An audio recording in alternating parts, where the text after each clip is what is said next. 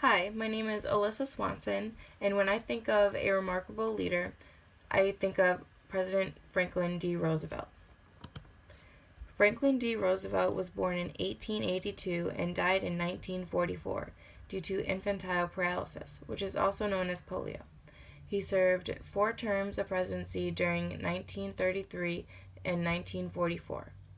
During this time, America was battling through the Great Depression. The stock market had crashed and many people were without a source of income. In response to the Great Depression, FDR created the New Deal in hopes to improve the economy. President Roosevelt had many aspects which made him a remarkable leader. The major qualities of a leader he possessed were his decisive decision-making, action plan, his trust, confidence, and the adversity he endured.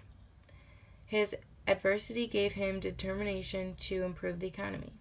His trust and confidence led the American people to feel protected. Finally, Roosevelt's ability to create an action plan which worked to benefit the people shows how remarkable of a leader he was. A leader is shaped into who they are by the adversity they go through.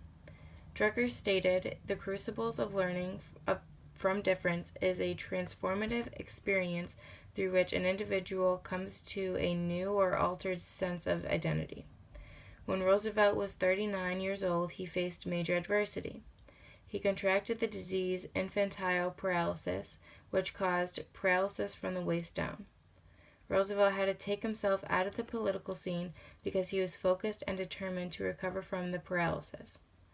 Battling through this very difficult time in his life shaped him into the leader he was.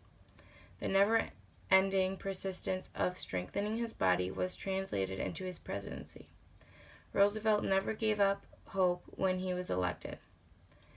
He knew with persistence and reform he could get the nation out of the Great Depression. The common mentality of determination to recover from the disease and his presidency showed how remarkable Franklin D. Roosevelt was.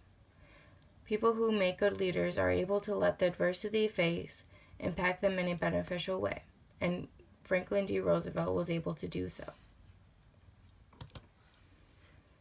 When President Roosevelt took office in 1933, the unemployment rate was at an all-time high of 13 million people.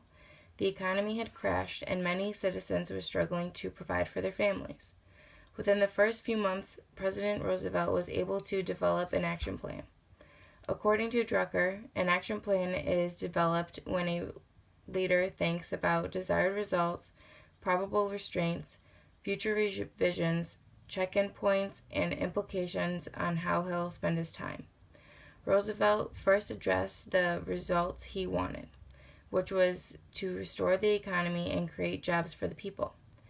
He decided to spend his time establishing many programs within the New Deal. The New Deal was not a solution that would fix the economy in a day.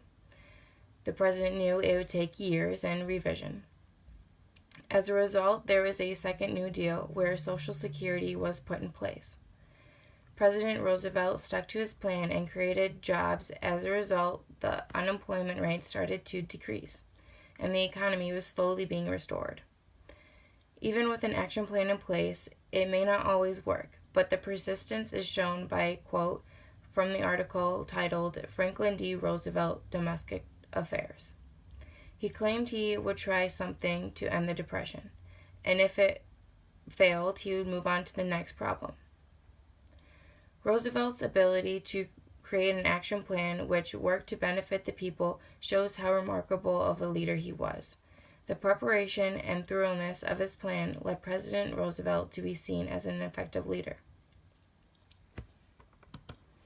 Being trusted by the people who are being led is another key aspect every remarkable leader should have.